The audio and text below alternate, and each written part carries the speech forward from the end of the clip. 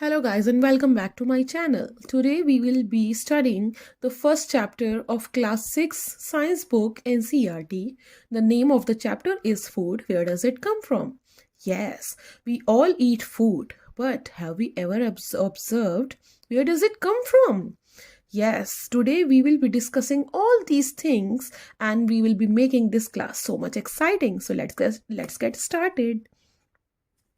Yes so आपकी इस first वाली पेज में इस बुक की पहले तो आपकी थोड़ी सी एक एक्टिविटी है like you can just discuss with your friends in the school about the items they will be eating during a day.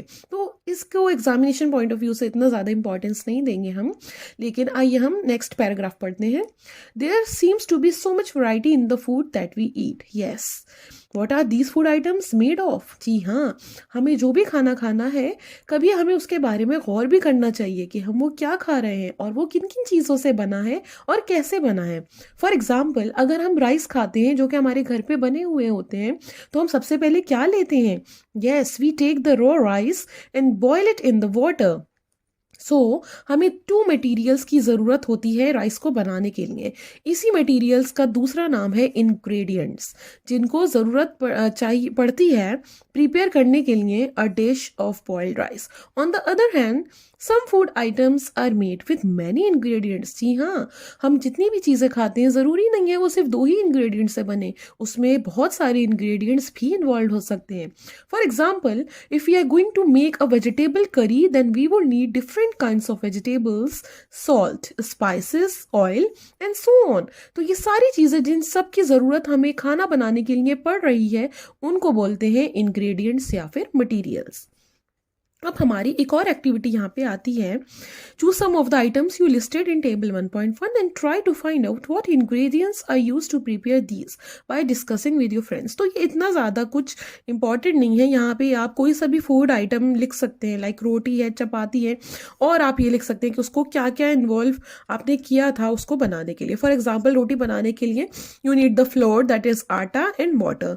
अगर आपने दाल खाई है तो आप वो लिख सकते हैं कि उसको बनाने के लिए आपने क्या क्या चीज़ों का यूज किया है।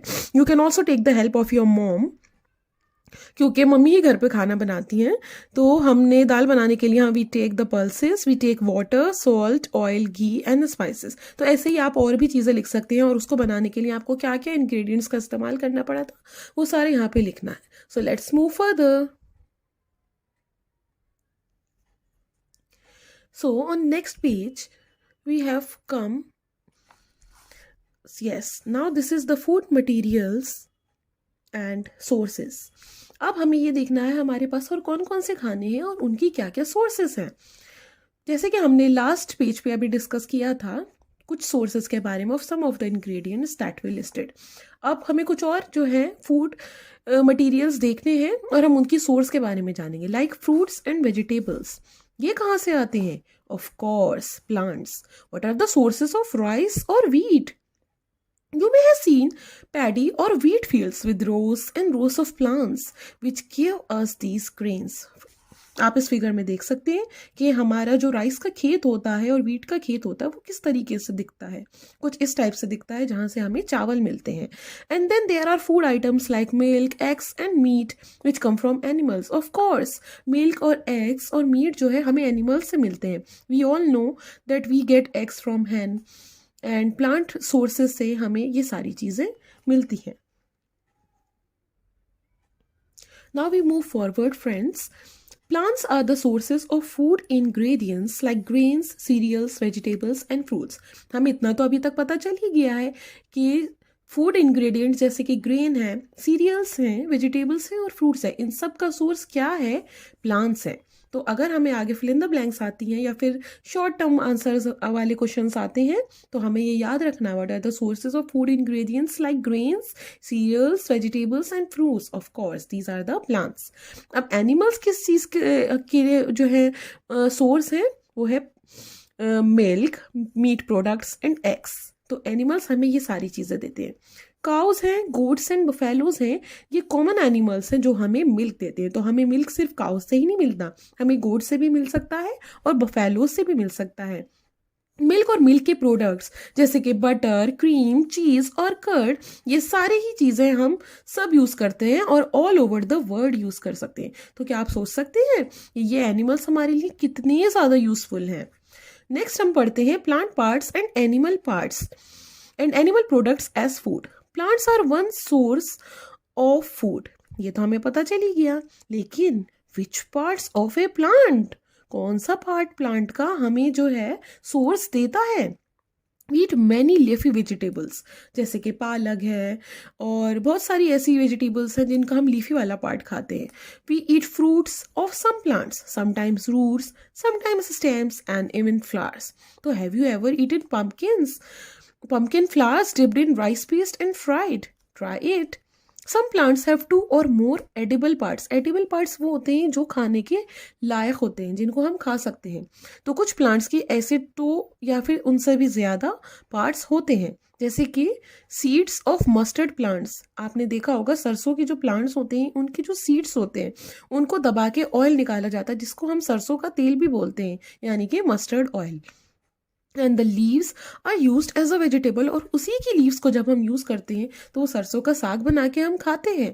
Can you think of the different parts of a banana plant that are used as food? Think of more examples where 2 और more parts of a single plant are used as food. तो हम इस तरीके की और भी चीज़ें और भी प्लांट्स के बारे में सोच सकते हैं जिनको हम खाते हैं। तो नेक्स्ट टाइम आप कुछ भी खाओ तो उसके बारे में ज़रूर नोट और ऑब्जर्व करना कि वो किस पार्ट से प्लांट के आया है। नाउ फ्रेंड्स, हम नेक्स्ट पेज पे बढ़ चुके हैं और यहाँ पे हमें बस एक छोटी सी एक्टिविटी दी हुई है। यहाँ पे हमें थोड़े से ड्राई सीड्स ऑफ मूंग या फिर चना दाल लेना है और उनको जो है पानी के अंदर भिगो के रखना है। जब हम नेक्स्ट डे देखेंगे तो उनके इस तरीके से टेल्स वगैरह निकल चुकी होंगी। इसको बोलते हैं sprouts. A small white structure may have grown out of the seeds, इसको स्प्राउटेड सीड बोलेंगे आप। ये जो है अब मार्केट में भी मिलती है, आपने खाई होगी, या फिर हम इसको सलाद की ड्रेसिंग्स की तरह भी खा सकते हैं। ये बहुत ज़्यादा फ़ायदा देती है हमारी हेल्थ को। और यहाँ आप इस पिक्चर में भी देख सकते हैं कि ये चना है जो कि अभी स्प्राउट नहीं बना है, और ये इसके स्प्राउट्स हैं, इसकी कैसी टेल्स निकल आ गई हैं जब हमने इसको डिप करके पानी के अंदर फिल करके रखा था।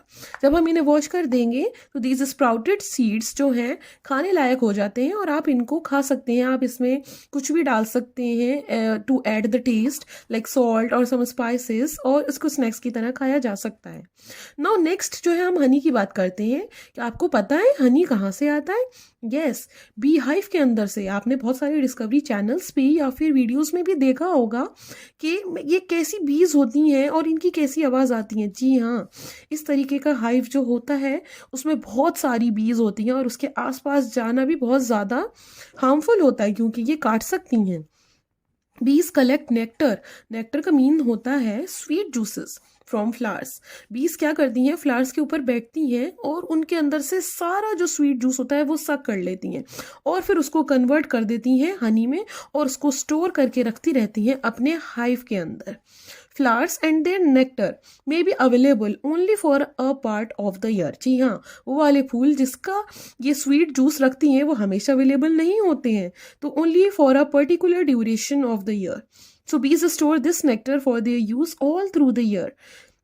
इसीलिए ये सारा स्टोर करके जो है अपना नेक्टर रख लेती हैं स्टोर करके, क्योंकि इन्हें पता है कि ये वाला पौधा जो है, ये वाला प्लांट जो है, ये अब कुछ टाइम बाद ख़त्म हो जाएगा। When we find such a bee hive we collect the food stored by the bees as honey. और इसी फूड को जो ये अपना कलेक्ट करके रखती हैं जब हम निकालते हैं उसको बोलते हैं हनी, जो कि हम रोज़ाना अपने खाने में या फिर ब्रेड पे लगा के या फिर किसी भी ड्रेसिंग सैलड ड्रेसिंग के ऊपर डाल के खाते हैं, तो उसको हम ऐसे यूज़ करते हैं, तो वो होता है हनी। अब व्हाट डू एनिमल्स ईट, ये वाला पार्ट जो है मैं आपको अपने नेक्स्ट सेशन में कराऊंगी। तब तक के लिए अगर आपको कोई भी क्वेश्चन होता है या आपको कोई भी ऐसा पार्ट जो समझ में नहीं आता है तो आप मुझे कमेंट करके बता सकते हैं। मैं उस पूरे पार्ट के ऊपर एक अलग से वीडियो बनाने की पूरी कोशिश करूंगी। Thank you so much guys for watching my video. Bye bye.